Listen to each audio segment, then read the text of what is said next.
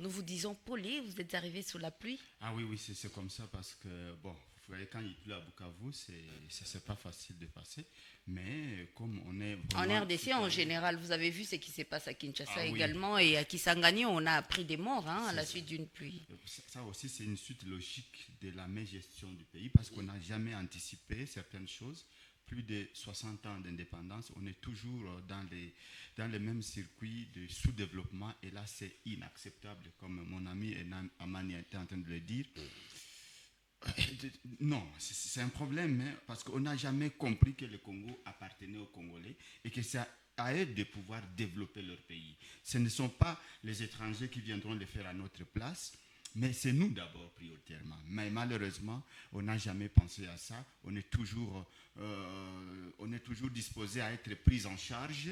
Et là, c'est une sorte d'enfantillage congénital et c'est inacceptable. Et c'est pour cette raison que les COREP, communicateurs républicains, nous nous battons bec et ongle pour qu'on puisse faire une sorte de la mentalité, changement de mentalité. D'ailleurs, Tribune des changements, c'est ça, changement de mentalité. Mais pourquoi nous ne voulons pas changer la mentalité? Pourquoi nous voulons rester toujours des enfants gâtés, toujours des gens qui pleurent, toujours des plaintifs, toujours, toujours, toujours? Pourquoi? Si les autres ont pris leur nation en main, les gens ont connu des génocides, je vois ce qui s'est passé au Rwanda, mais ils ont dit plus jamais ça. Et nous restons toujours là. Qu'est-ce qui a déjà été au monde de pire qui n'a jamais été au Congo?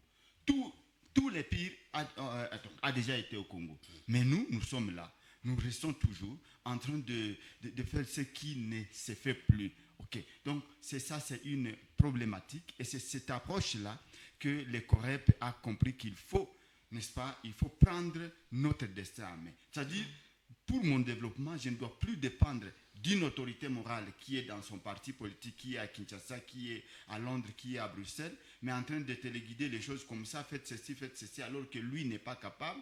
Il n'est juste visible que lorsqu'il y a les élections en place, et il vient pour corrompre les gens, pour les rendre toujours des esclaves, et là, ce n'est pas possible. C'est ça la lutte du COREP, et que les gens qui nous entendent comprennent bien que le COREP n'a plus besoin d'aller derrière quelqu'un pour commencer à lui dire « vous êtes mon autorité morale, vous devez… » Non, le pays a besoin de jeunes, de femmes, Merci beaucoup. de gens qui comprennent bien que nous devons développer notre pays. Merci beaucoup. C'était une introduction. Le temps pour la technique d'arranger les sons afin de permettre aux auditeurs de suivre convenablement l'émission.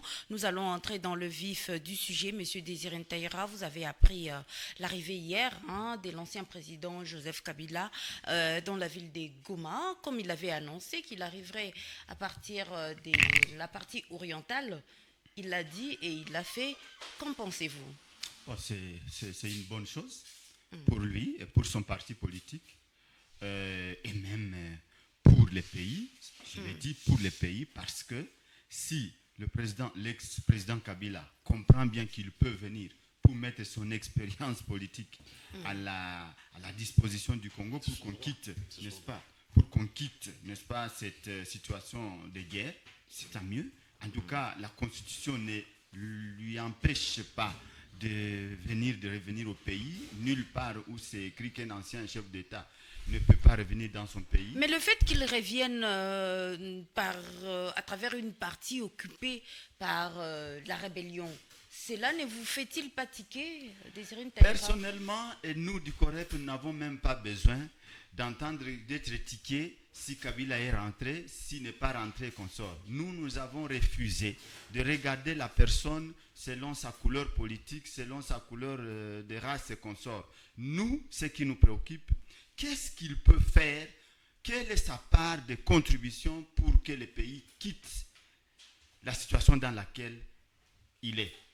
C'est ça ce qui est plus important. Il est ancien chef de l'État. Il a fait 18 ans au pouvoir. S'il estime que pendant 18 ans, l'expérience qu'il a, il peut la mettre à la disposition du pays, tant mieux.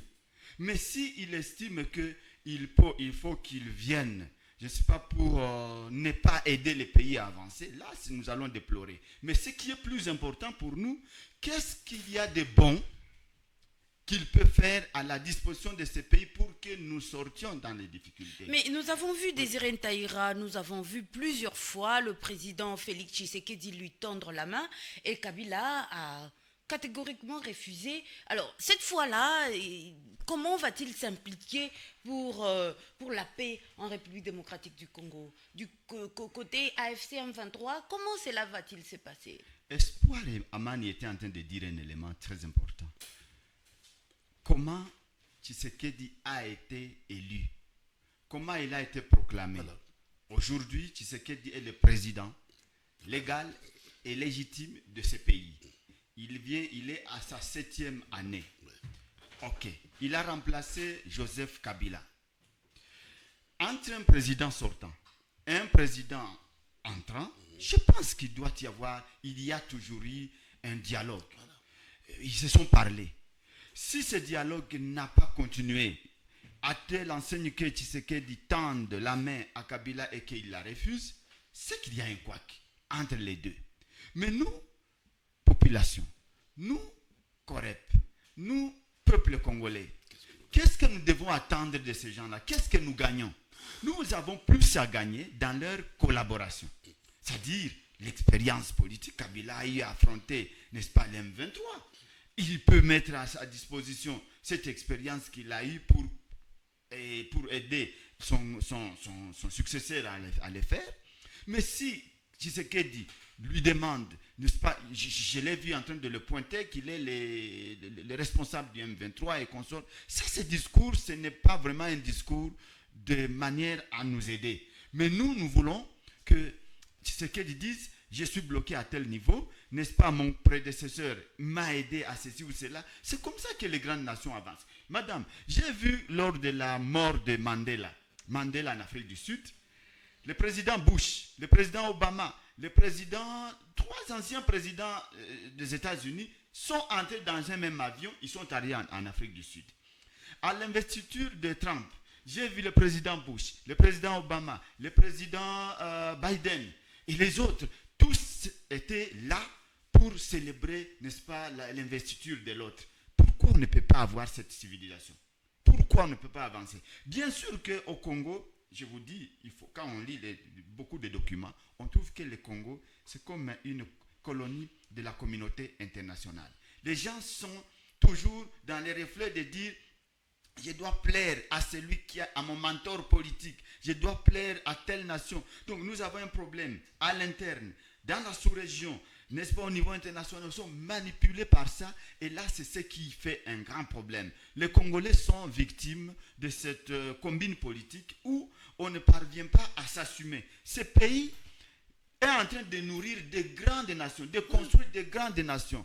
Mais nous sommes des malheureux à cause de quoi? De la classe politique que nous avons, qui est toujours une classe politique en train de se faire de crocs en jambes pour rien, alors que leur pays, leur nation, leurs amis, leurs enfants sont en train de souffrir. Et c'est ça le problème. Donc que Kabila ait donné et refusé, n'est-ce pas, la main tendue à Tshisekedi, que Tshisekedi tire les conséquences. Maintenant, il doit, après, dans 3 ans, il va partir. Et c'est à lui de nous dire qu'est-ce que j'ai fait pour les Congolais. En tout cas, ça ne sera pas le fait de dire j'ai tendu la main à Kabila, il l'a refusé.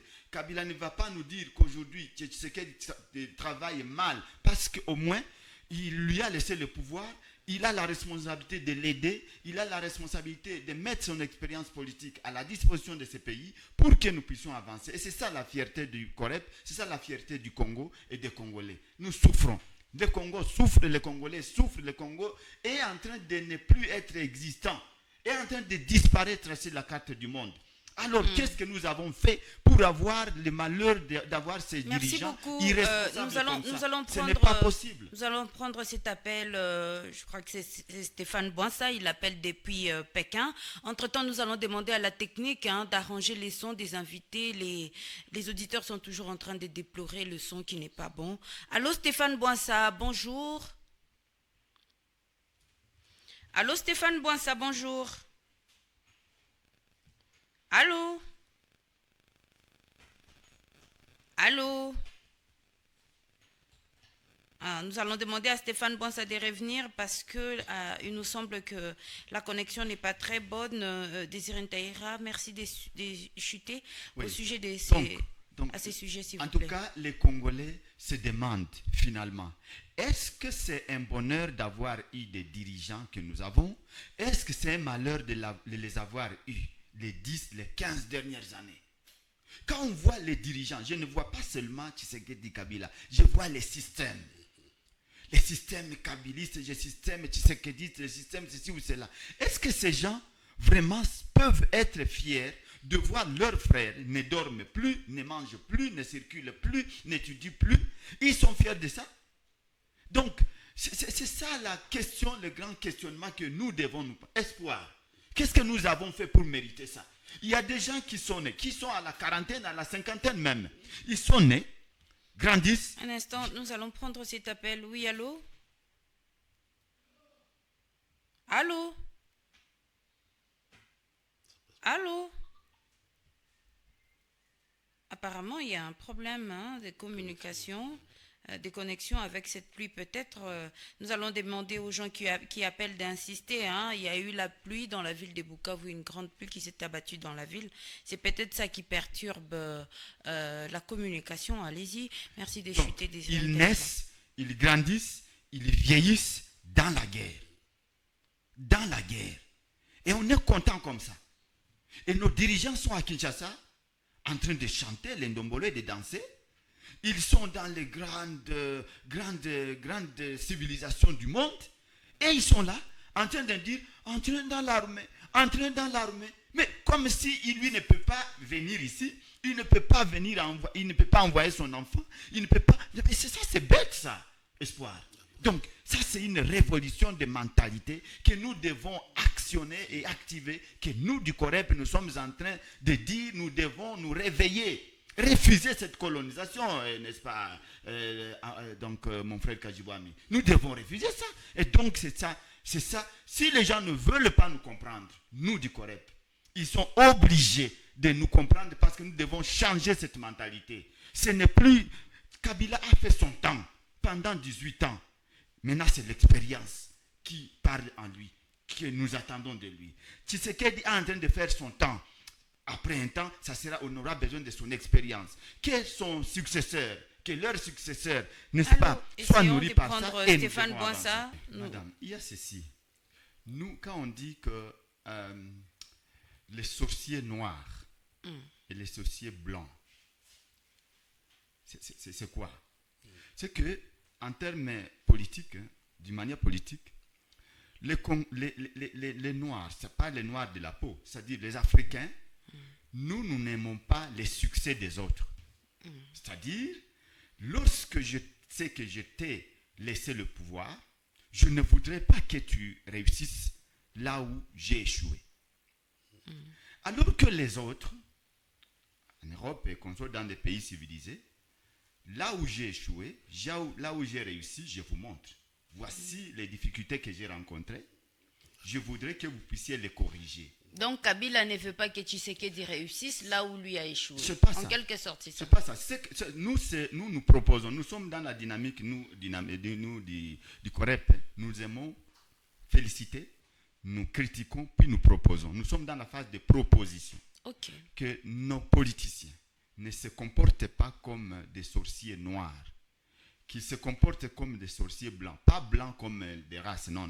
C'est-à-dire une mentalité de dire, nous pouvons nous rencontrer, nous parlons comment nous pouvons quitter cette situation de guerre. Parce que les deux sont des présidents. L'un est ancien, l'autre est l'actuel président. Nous leur devons du respect, leur donnons des félicitations pour chacun ce qu'il a fait. Pas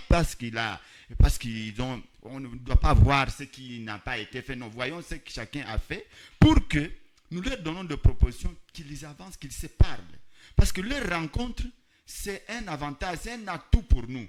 Ça serait un atout pour nous que Kabila, comme il a dit, qui vient contribuer pour la paix, en tout cas que cette paix-là, qu'il y contribue, qu'il montre à l'autre, à tel niveau j'avais eu un blocage, à tel niveau j'avais eu des succès, vous pouvez travailler comme ça. Et c'est comme ça que les gens profitent des présences de leurs anciens présidents. Mais si on se rencontre pour se faire la guerre, c'est le Congo qui va brûler. Et là, tout le monde va perdre. En temps de guerre, tout le monde est perdant. Ne vous en faites pas. On peut se dire, j'ai eu des maisons, j'ai eu de l'argent, j'ai eu ceci. En temps de guerre, Laurent Kajibwam, il connaît ça très bien, que tout le monde est perdant. Mais en temps de paix, tout le monde est gagnant. Donc, c'est une valeur pour nous, pour nous Congolais. Ça serait une valeur comme si Kabila venait pour la paix, et donc pour contribuer à la paix. Ça serait une valeur ajoutée si Tshisekedi comprenait bien qu'ils doivent se rencontrer avec son prédécesseur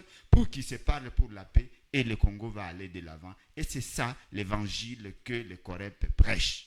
Désiré Ntaïra, le fédéralisme tel que proposé par Olivier Kamitatou, il a quand même des avantages, n'est-ce pas? Il y a toujours des avantages pour certains pays. Je vois par exemple les États-Unis, les Nigeria, ce sont des États fédéraux. Mais cette expérimentation a réussi chez eux. Mais chez nous, ce n'est pas possible. Il faut une préparation. Donc moi, je sais bien que Olivier, c'est un fin politique. Il connaît le moment qu'il a dit ça, à qui il l'a dit et pourquoi il l'a dit. Et là, quand on ne doit pas minimiser quand un acteur politique de ces hauts rangs-là parle, c'est il y a les sous-entendus, les non-dits. Mais qu'est-ce qu'il veut? Quand Laurent Kajibwami a dit que c'est un intellectuel qui parle le bon français, mais parler bon français, c'est quoi? Ça ne veut rien dire. Lorsque vous amenez des propos comme ça, divisionnistes, qui frisent même, vous allez même, c'est comme si on pouvait dire, allons vers le changement de la Constitution en ce moment ici. Exact. Ce n'est pas possible. Parce que pour arriver au fédéralisme, il faut changer la Constitution bien, quelque part. Lui-même, il sait d'où il vient. Il a été chez Bemba, avec Bemba. Il a trahi Bemba. Il est allé chez Kabila. Plusieurs fois, il a été ministre de plan. Il n'a jamais dit ça quand il était au MLC. Il n'a jamais dit ça quand il était même président de l'Assemblée nationale. Il n'a jamais dit ça. Il est allé chez Kabila après avoir trahi Bemba, comme je venais de le dire. Plusieurs années, il a été ministre dans plusieurs gouvernements, ministre de plan. Il n'a jamais dit ça.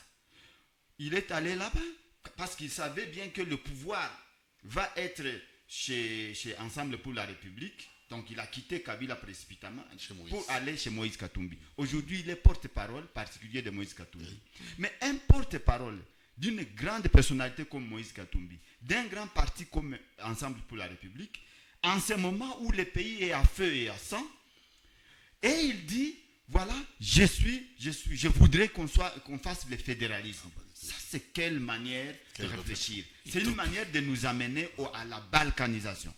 Et là, on doit faire attention, et les amis d'Ensemble pour la République doivent faire attention.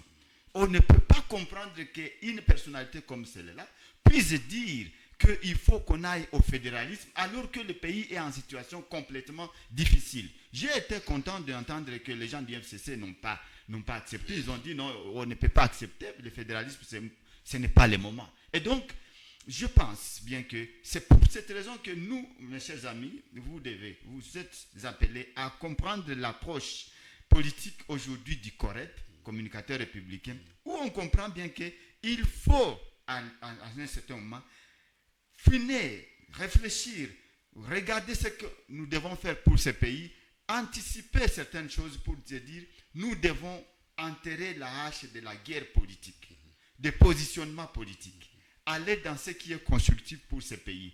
Nous avons besoin de quoi aujourd'hui? De la fin immédiate de la guerre. Que quand la guerre va s'arrêter, on doit passer à la stabilité des institutions, on doit parler des choses pareilles comme fédéralisme et consorts.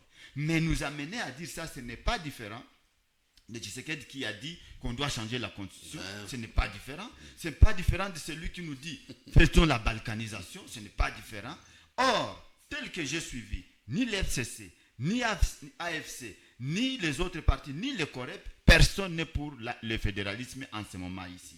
Et donc, pour notre ami qui a intervenu en disant que, bon, voilà, Désiré parle pour Kabila, je ne suis pas kabiliste, je n'ai jamais été kabiliste, et peut-être je ne le serai pas, mais je voudrais tout simplement dire que nous, du COREP, on aura du mal à nous comprendre, parce que notre approche politique, ce n'est plus dans le sens de quitte là pour que nous y entrions. Non, nous voyons l'intérêt de la population. Qu'est-ce que nous voulons que cette population vienne? Nous sommes dans un pays extrêmement riche.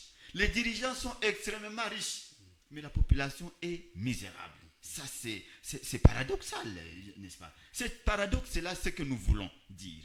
Si Kabila revient au pays pour la paix, pour dire, voilà, mon expérience politique, c'est ça, tant mieux. Mais s'il vient pour ne pas changer quelque chose, parce que lui a été là, il a dit, je déplore 15 ans, j'ai manqué 15 hommes. Il les a manqués. Mais s'il veut encore entrer dans la moule des amis du PPRD, je sais pas quoi, ça c'est une manière qui est passée. Il faut savoir partir. Il est parti, il n'est plus présent en République. Peut-être il ne le sera plus, sauf changement de la Constitution, parce qu'il est sénateur à vie. Okay? Et un sénateur à vie, ces statuts-là lui amènent à ne plus être présent en République, parce qu'on ne peut pas combiner les deux charges. Mais nous voulons tout simplement que les Congolais profitent de sa présence, qu'il mette son expérience en jeu, qu'il s'approche de son ami président de la République comme son successeur, pour se dire, nous avons fait souffrir ce pays, nous avons fait souffrir cette population, cette fois, mettons la hache de guerre entre nous, PPRD, UDPS et consorts, FCC cache, enterrons la hache de guerre, regardons, suivons l'évangile du Corep, regardons l'intérêt de cette population et nous allons avancer. Donc, que les amis s'apaisent. Kabila n'est pas un, je sais pas quoi, il n'est pas un homme providentiel. C'est une personnalité qui a eu à jouer son rôle et il est parti. C'est une bonne chose qu'il ne se laisse plus tromper par les amis qu'il peut revenir faire ceci ou cela. Non, non. Il a fait son travail et il est parti. Nous avons besoin de lui comme ancien président. Tshisekedi a besoin de lui à son côté comme ancien président. Et les choses doivent aller très bien. Donc, voilà ce que notre position en tant que COREP. Nous voulons la paix pour ce pays.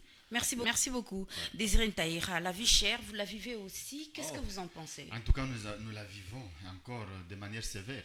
Donc, on voulait dire d'ailleurs, on est en train de se demander, dans 2 mois, 3 mois, jusqu'en mai, juin, juillet, ça sera quoi? Ça sera la catastrophe. On va ramasser les corps sur la route. Et là, c'est un problème. Donc, c'est encore une fois le moment de nous dire et de se dire, demander à nos autorités, quelles soient celles qui sont à Kinshasa ou dans les zones occupées par les rebelles. Mais qu'est-ce que vous voulez finalement? Quand vous bloquez les banques,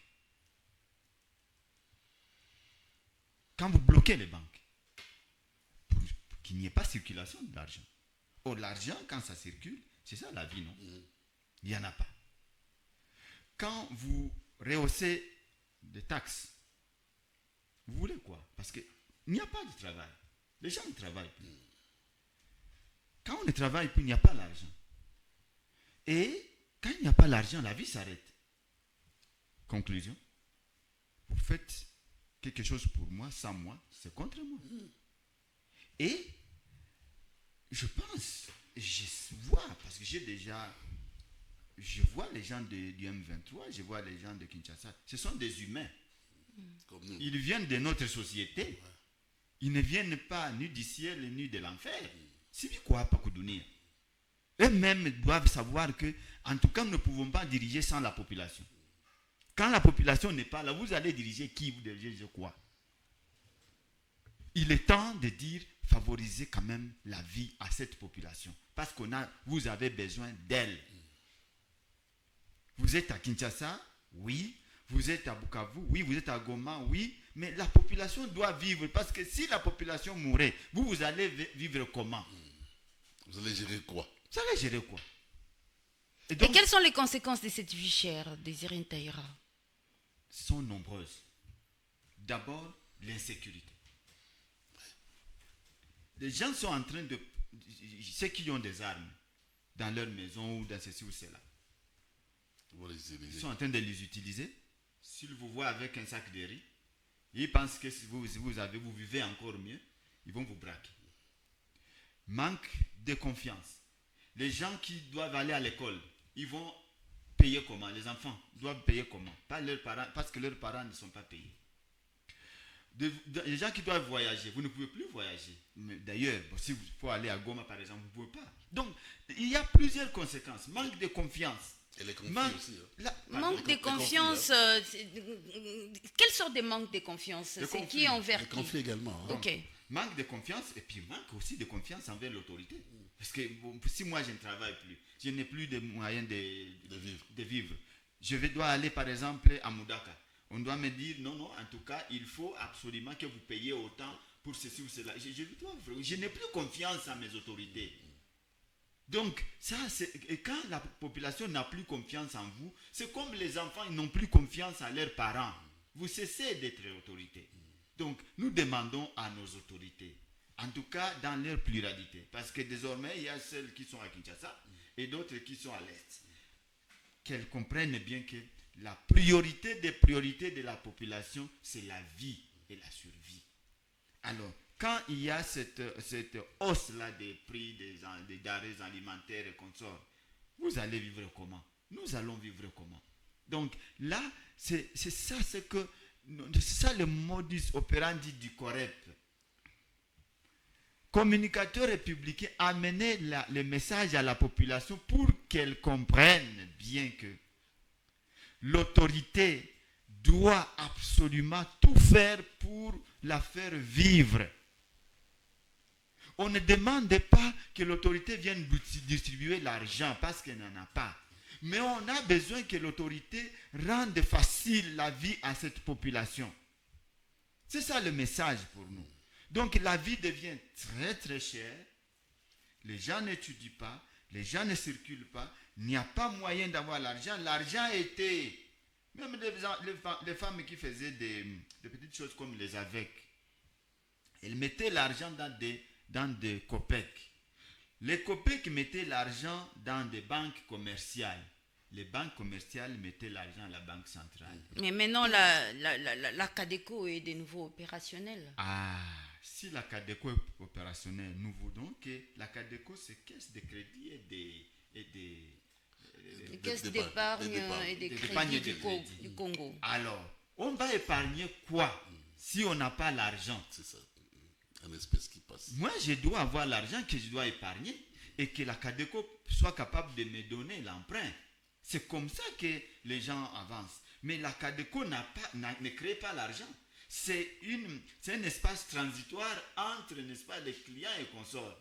Mais s'il n'y en a pas, l'offre et la demande, s'il n'y en a pas, et c'est ça le problème. Donc nous voulons bien que les autorités qui ont pensé qu'il faut réouvrir la CADECO, qu'elles facilitent aussi la possibilité d'avoir cet argent-là qu'on va épargner et qu'on doit avoir comme emprunt et consort. C'est comme ça que ça s'est fait. Mais donc la relance de la CADECO ne suffit pas. En tout cas, ça ne suffit pas. Il faut qu'on fasse, n'est-ce pas, qu'on fasse la possibilité de mobiliser l'argent. Parce que j'ai un compte là-bas, mais je ne sais plus le ravitailler parce que je n'ai pas de mobilisation, je n'ai pas l'argent. C'est ça la difficulté. Et l'autorité doit faire un choix. S'il vous plaît, c'est Désiré Ntaïra qui a la parole. Nous allons vous accorder la parole, s'il vous plaît. Allez-y. Oui. Donc, c'est ce que nous voulons. Parce que j'ai suivi, par exemple, hier, l'autorité provinciale qui a donné le point de... Donc, l'eau de Mazigiro, quelque chose comme ça. Oui. Mazigiro à la régie des eaux. Ah, c'est une bonne chose. Si la régie des eaux maintenant parvenait à donner suffisamment de l'eau à la population va payer cette eau-là. Vous voyez que la régie des eaux aura l'argent facilement. Mais s'il n'y a pas cette eau-là, donc nous avons félicité d'abord l'autorité pour dire en tout cas, c'est une bonne chose que la population puisse avoir de l'eau. C'est une bonne chose. Mais s'il n'y a pas cette eau, la population va payer quoi? ainsi de suite. Donc, de toute façon, il faut que l'autorité fasse la possibilité de voir que non, cette population, dans la zone que je contrôle, l'autorité du ADFC et M23, dans la zone qu'il contrôle, qu'il fasse vivre la vie, que la vie y revienne. Si la vie revient, en tout cas, je vous assure que la population n'a pas besoin de savoir qui me dirige, qui ne me dirige pas. On a besoin d'abord de la vie. Que la vie revienne et le reste après.